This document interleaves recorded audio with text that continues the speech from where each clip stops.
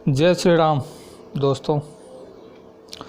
आज इस वीडियो के माध्यम से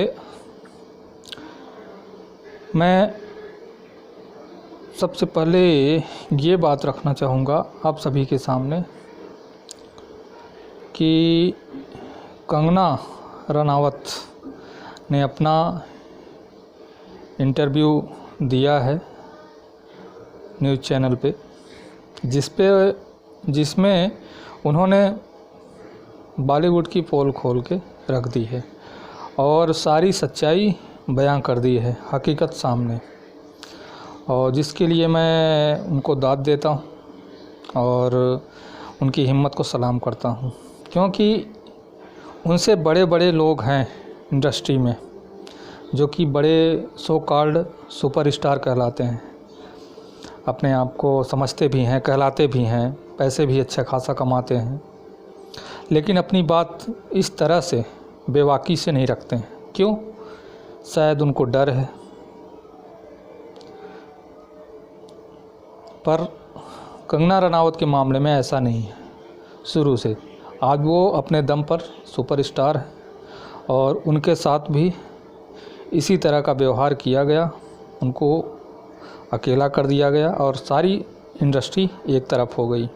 फिर भी उन्होंने सरवाइव किया और इसीलिए वो अपना विचार बेबाक तरीके से रखती हैं और सुशांत सिंह राजपूत मामले में भी उन्होंने अपना विचार बेबाक तरीके से ही रखा है। अब बात सही आती है कि एक थॉट तो ज़रूर आता है, एक विचार ज़रूर आता है कि जो कंगना रनावत ने कहा कि रिया चक्रवर्ती और जो कि अपने आप को सुशांत सिंह राजपूत की गर्लफ्रेंड बताती हैं, रिया चक्रवर्ती और सुशांत सिंह के बीच में ठरकी महेश भट्ट क्या कर रहा था, इसका क्या काम है?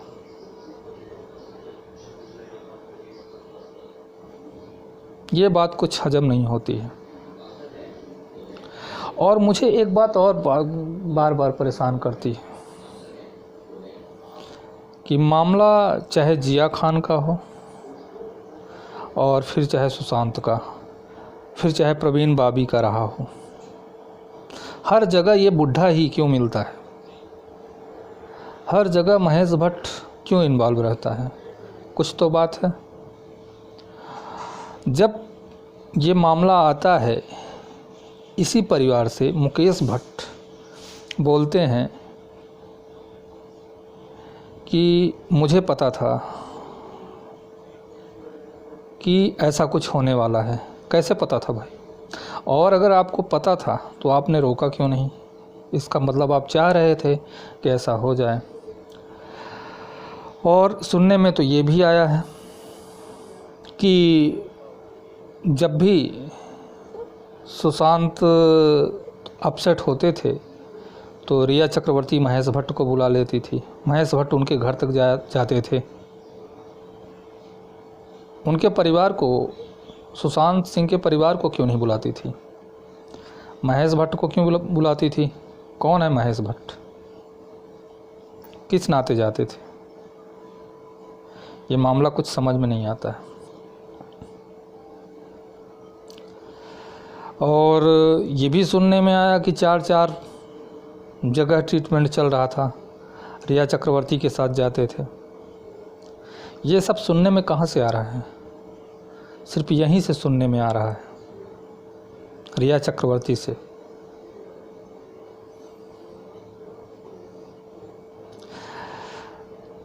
जब सिस्टम में गड़बड़ी की जा सकती है, सिस्टम शुरू से सुसाइड का मामला बताने पे तुला हुआ है, तो क्या डॉक्टर इंसान ही है? खरीदे नहीं जा सकते?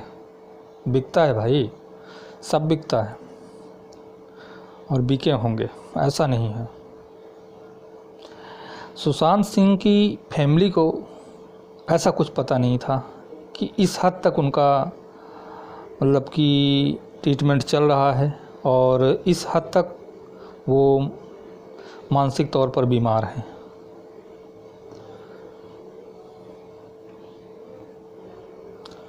पर इनको सब पता था। अगर इनको पता था, ये सब सवाल हैं, अगर इनको पता था तो उनके फैमिली से बताया क्यों नहीं, उनकी सिस्टर को बताया क्यों नहीं। और ये सब अगर पता था कि इस कंडीशन में है सुशांत, तो फिर ये क्यों छोड़ के चली गई।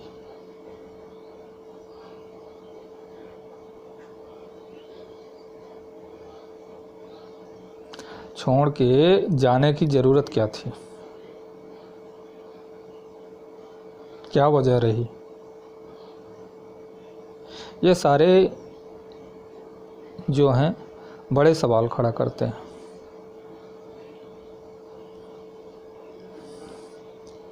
इसलिए महेश भट्ट और रिया चक्रवर्ती,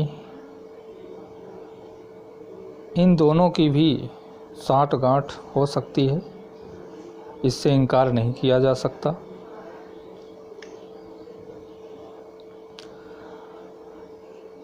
और मुंबई पुलिस को महेश भट्ट को बुला के पूछताछ करनी चाहिए, लेकिन नहीं कर रही है। क्यों नहीं कर रही है, ये तो वही जाने।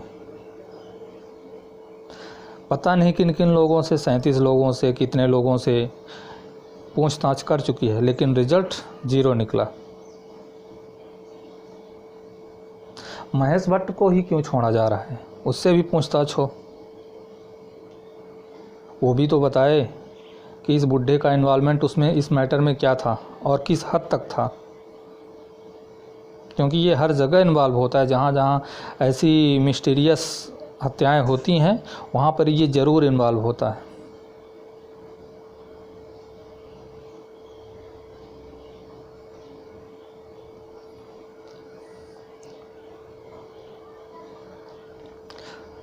तो इन सारे सवालों का जवाब मुंबई पुलिस तो देने से रही, क्योंकि शुरू से ही उसकी इंक्वायरी गलत डायरेक्शन में जा रही है, हत्या को आत्महत्या बताने पर तुली हुई है। ना मुंबई पुलिस ने सुशांत सिंह को लटके हुए पाया, जब वहाँ पहुँची तो बॉडी बेड पे थी, तो कैसे कह सकती है कि लटक के ही जान गई है। दम घुटने से जान गई है, इसका मतलब है कि गला घोट के भी जा सकती है। तो ये सब जब पॉइंट हैं जिन पे जवाब देना चाहिए, पर लगता नहीं कि ऐसे इतनी आसानी से मिल पाएगा हमें जवाब। पर हम भी शांत बैठने वाले नहीं हैं जब तक कि सीबीआई इंक्वायरी हो नहीं जाती और हमें हमारे सवालों का जवाब मिल नहीं जाता।